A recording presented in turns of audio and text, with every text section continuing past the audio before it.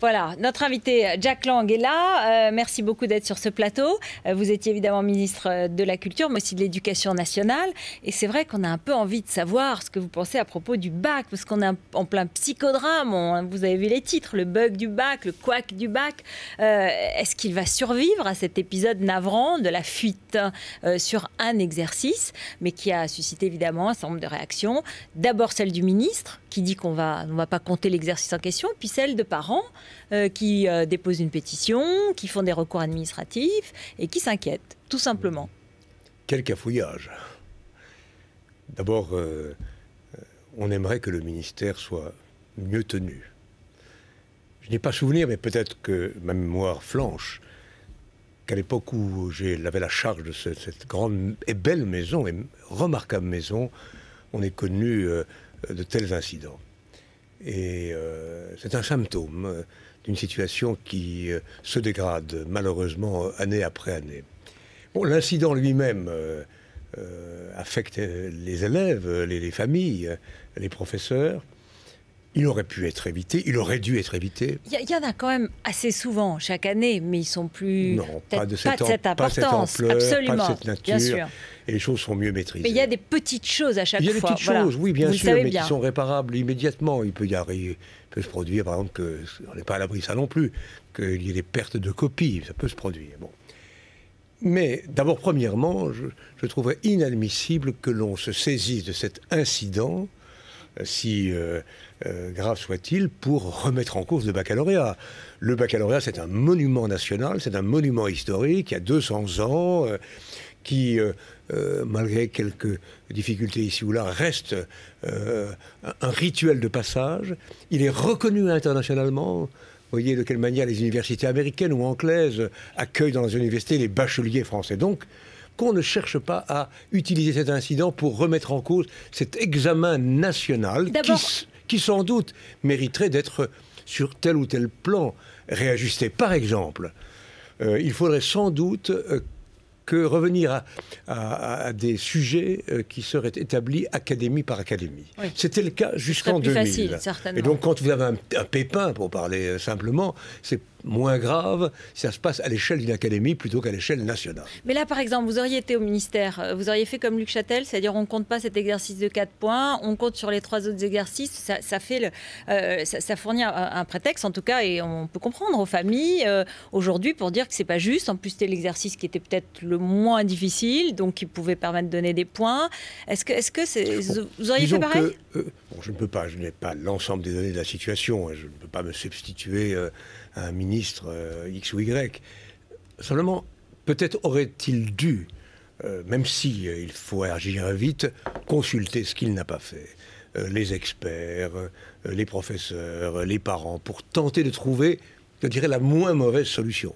Il n'y a dans ce domaine qu'une solution moyenne, disons, qui ne soit pas la plus mauvaise. C'est donner les 4 points d'office à tout le monde. Voilà ce que proposent les syndicats lycéens et aussi quelques professeurs qui, ou alors proposent plutôt de refaire l'épreuve complètement. Mais refaire une épreuve, j'improvise en même temps que je vous parle, parce que je ne suis pas en fonction, donc je n'ai pas les manettes pour pouvoir répondre. Mais refaire une épreuve, aujourd'hui, nous sommes le 24 ou le 25 juin, je connais la machine. C'est terrible. C'est une grande machine, généralement très bien huilé, vous savez, j'ai toujours admiré le système. Mais encore faut-il qu'il y ait de vrais professionnels pour tenir les manettes. Vous voulez dire concrètement que Luc Châtel n'est pas à la hauteur? Je ne parle pas de lui, mais je sais que j'avais la chance, en tout cas, le privilège d'être entouré avec Christian Forestier, Jean-Paul de Gaulmar, André Hussenet, de personnes qui véritablement avaient une expérience et tenaient les choses en main. Mais là, il y a des nouvelles technologies, il y a beaucoup de nouveaux moyens. On est dans une autre, comment dire, un autre chapitre de la civilisation, de fait. Et on sent bien que c'est un le grain de sable qui peut mettre en difficulté cette grande machine dont vous dites qu'elle est bien huilée, ce qui pose un problème. Elle est peut-être bien trop lourde, elle est peut-être bien compliquée, bien trop centralisée. Enfin, ça pose un certain nombre de problèmes quand même. Plus pour être mieux organisé, pour mieux verrouiller, mieux maîtriser les choses. Bon, écoutez, il y a j'espère que cet incident pourra être surmonté. Il y a beaucoup plus grave à l'éducation nationale que cet incident.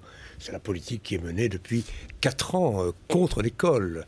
Les suppressions massives de postes, des programmes improvisés, une situation qui est détestable et qui risque de remettre en cause gravement le niveau des élèves. Mais nous en parlerons un autre jour. Justement, juste un mot pour finir. Ce bac, il y a des gens qui disent qu'il faudrait instaurer un contrôle continu, qu'il faudrait donner peut-être tous les moyens techniques aux enfants, aux élèves, et les laisser plutôt raisonner qu'apprendre par cœur. Oui, que le raisonnement occupe une plus grande place, la créativité aussi, mais personnellement, je vous le dis, je suis favorable au maintien du baccalauréat. C'est une institution nationale, reconnue internationalement, enviée dans de nombreux pays.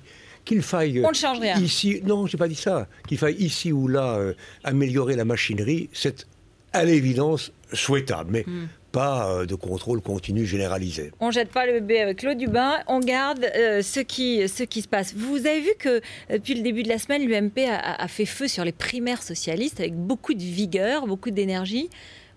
Comment comprenez-vous ça? Pourquoi? J'ai envie de leur dire merci.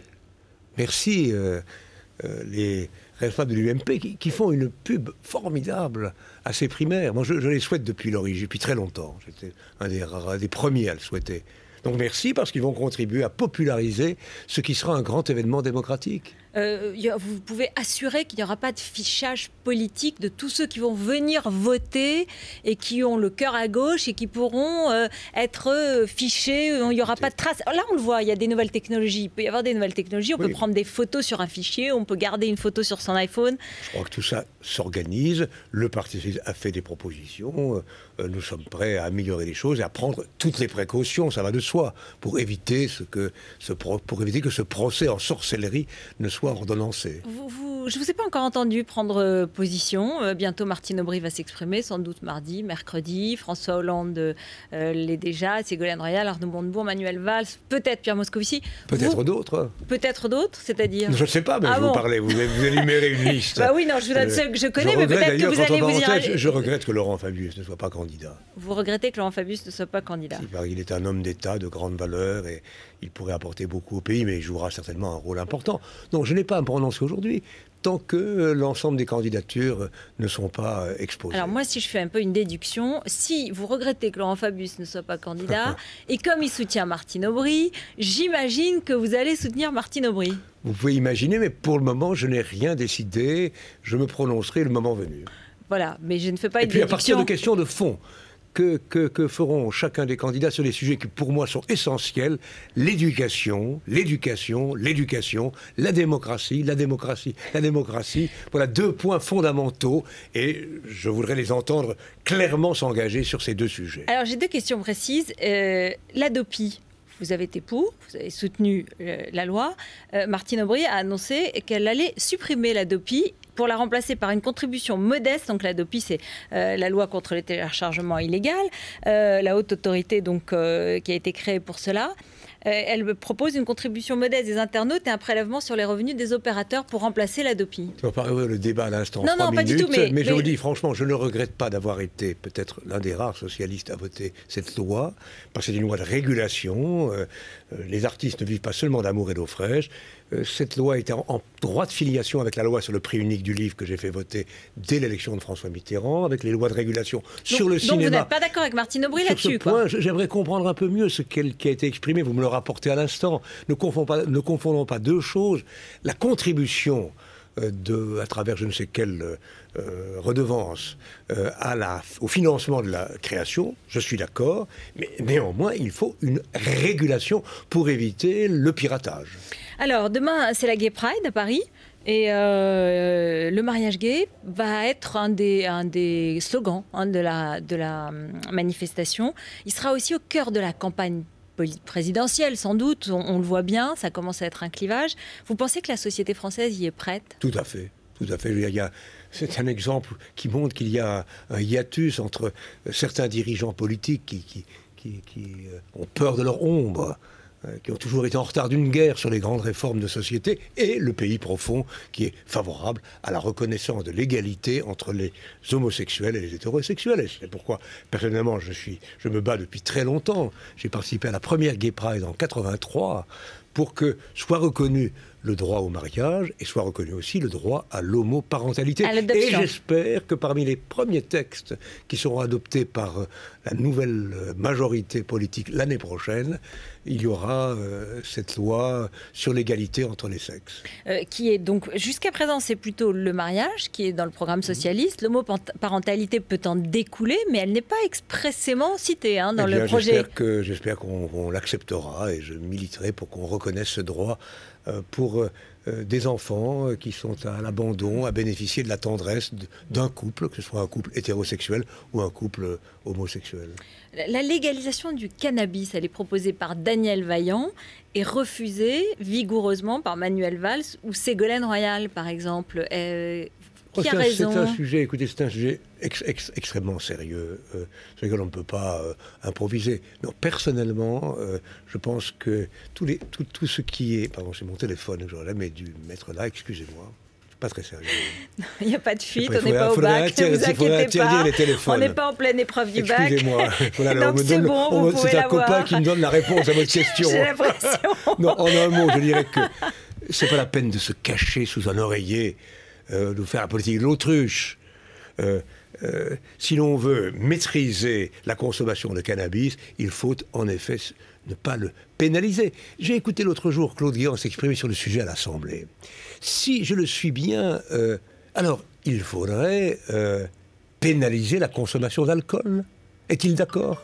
Est-ce que le gouvernement actuel est d'accord pour que l'on pénalise la consommation excessive du vin et de l'alcool? Non, évidemment non, parce que les lobbies n'accepteraient pas. Donc, un peu de sérieux, un peu de sens des responsabilités, un peu de courage politique, là comme ailleurs. Oui, mais dépénalisation, c'est pas légalisation. Ce que propose Daniel Vaillant, c'est légalisation, comme justement l'alcool et le tabac, avec une production de cannabis contrôlée par l'État, comme le tabac, comme l'alcool, avec des comportements, des contraventions quand on en utilise dans des situations de délinquance ou des situations dangereuses et une autorisation dans d'autres cas. Ça va loin quand même. Oui, bon, je ne dis pas que toutes les propositions d'Daniel Vaillant méritent d'être appliquées, mais je trouve que c'est une ligne, en tout cas moi je l'épouse, c'est une ligne qui est la mienne, une ligne sérieuse, courageuse, normale, et je pense qu'on doit traiter l'ensemble de ces sujets. La consommation d'alcool actuellement devient extrêmement dangereuse pour certains jeunes dans certaines villes, certains soirs, on le sait très bien.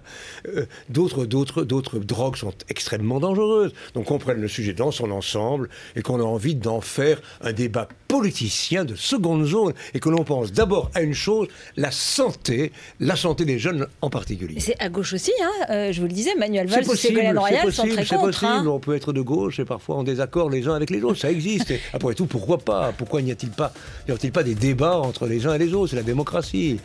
Mais je pense que la ligne générale, c'est de prendre cette affaire au sérieux, de faire prévaloir l'exigence de santé publique sur de petites considérations de politique politicienne. Voilà.